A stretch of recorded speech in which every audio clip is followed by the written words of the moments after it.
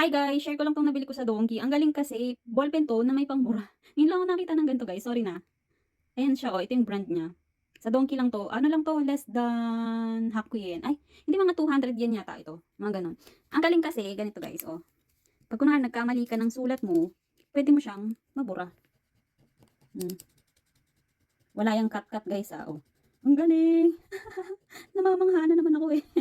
Oh, 'di ba? Tapos hindi siya basta-basta napupudpod yung pambura. Tas nilagyan ko lang ng pangalan ko, ayan yung dilaw na yan. Nilagyan ko lang ng pangalan ko kasi baka mamaya kung saan to maano mapadpad o edi at least alam nila kung sino yung may-ari, 'di ba? And ang ganda lang, pero ang disadvantage lang nito, hindi niya mabubura yung normal na ano, yung normal na pen.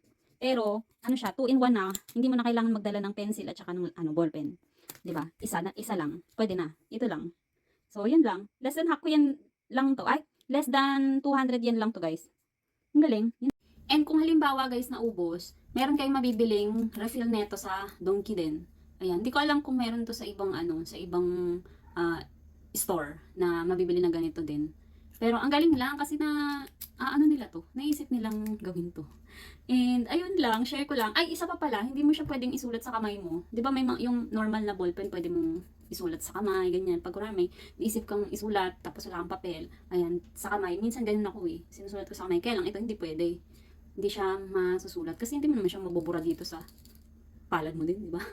So yun lang. And maganda yung sulat na ito kasi point 4 yung kanyang ano, yung kanyang point ng ano. So maganda yun kasi lalo na ako hindi maganda yung sulat ko. So hindi masyadong halata yung pangit ng sulat ko. So yun lang guys, share ko lang. Bye.